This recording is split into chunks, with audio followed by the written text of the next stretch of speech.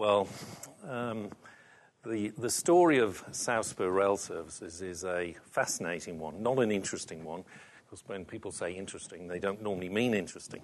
But it's a fascinating one, and one that me and my colleagues and I were very passionate about.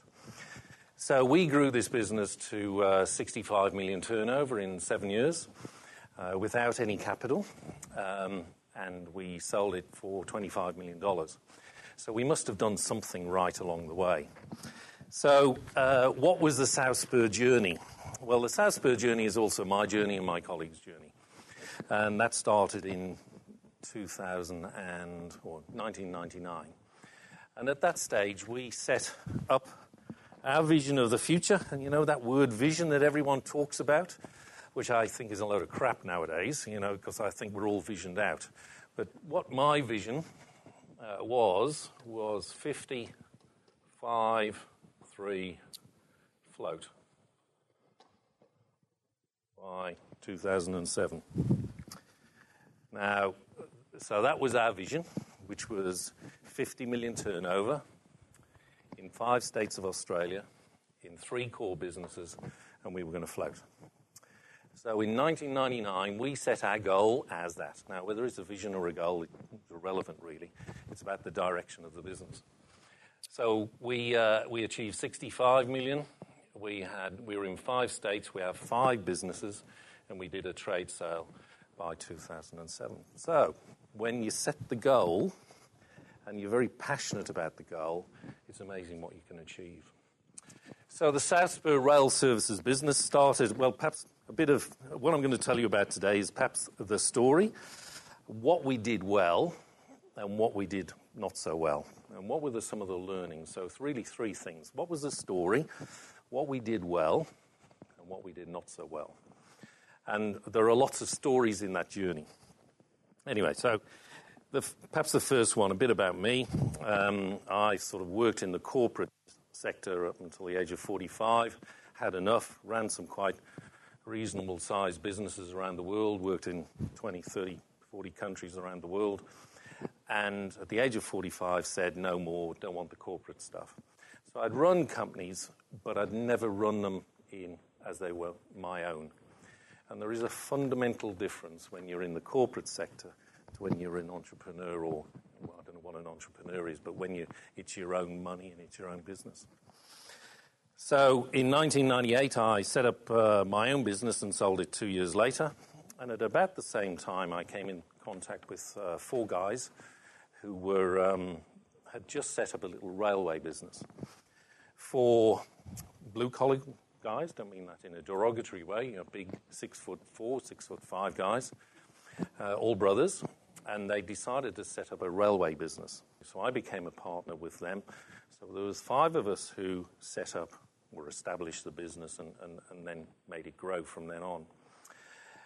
The growth of our business was quite phenomenal. I know lots of other businesses have done an awful lot better than we have. We were twice listed as in the top 100 fastest growing companies of Australia. Let me work backwards. In 2007, we did, I think it was 60 million turnover when we sold it. 2006, we did 35. 2005, we did 19. 2004, we did 9. 2003, we did 4.9. 2002, we did 3.4. 2001, we did I think it was 1.1. And 2000, we did about 400,000. So you can see we doubled in size every year. And we did that with no capital. And that's a really hard thing to do, as I subsequently found out. It's really, really hard. And the only reason we had some problems here was because somebody came along and wanted to buy us. And when you're in the process, or I'm sure some of you have sold your business, when you're in the process of selling a business, you take your eye off the ball. And so for about 6 months, we took our eye off the ball, and consequently, we didn't get the same growth because we were all focused on the dollars we were going to get. So that was a bit of learning in 2002. So, well, what was the business? I guess that's important to know. In historical terms, when we set the business up, it was a railway business and it was in a niche. So what we used to do was we used to move the sleepers and the ballast on the railway tracks. So we repaired railway lines. So if you were building a new railway line, we helped build it. So we had labour and the locomotives and ballast wagons to do that. And so we really just, when we first set up, we were just in that little niche. So we didn't run big freight trains. We were just in a little niche. Nobody wanted to do that work because everybody wants to play big trains. So we were in a niche, and it was a very profitable little niche. And that same year, we formed a labour hire business. Because labour hire generates large amounts of cash. And we were in a capital-intensive business. So we were in capital, so big locomotives, wagons, all that sort of stuff needed lots of capital, which we didn't have. So we formed a cash-generating business called labour hire, and we focused, again, in a niche in railways. So all we did was provide skilled railway people. So by 2000, we had two businesses. We got a tender, and still we were operating in WA. And then in 2002, I had a real brainwave, which I wish I'd forgotten about, which was I set up a business called Spirit of the West, which was we went off core. And if there's one learning, the moment you go off core, you lose, right? You don't win. Well, in my experience anyway. So here we were, a rail operator, plain trains with big trains and locomotives. We were supplying specialist railway people, but we decided to set up a tourism business because we thought we had locomotives and we had carriages, and we thought we'd create a tourism business and create a sort of an Orient Express of WA. It was called Spirit of the West. It's now closed down. Probably successfully lost us about $1 million over 5 years. But anyway, we decided to set that up. In 2003, we expanded into Sydney and the eastern states with our rail business, again in the niche. Nobody else wanted to be in that niche because it was an ugly niche. In 2004, we set up another business called CERT, which was a Centre for Excellence in Rail Training. And that provided the training to the labour hire to put the trade. So in order to operate in railways, you have to be certified, accredited, and all that sort of stuff. There was a real shortage of labour in those days.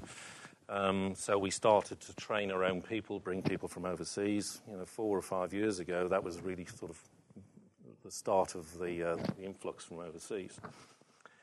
Then in 2005, we set up another business, which was ARMS, which was Australian Rail Mining Services, and we helped build the Fortescue metal line up in the northwest. And then in 2006, we did an acquisition, which was Silverton Railways, the oldest company in Australia, oldest railway company in Australia. In hindsight, probably not the best acquisition.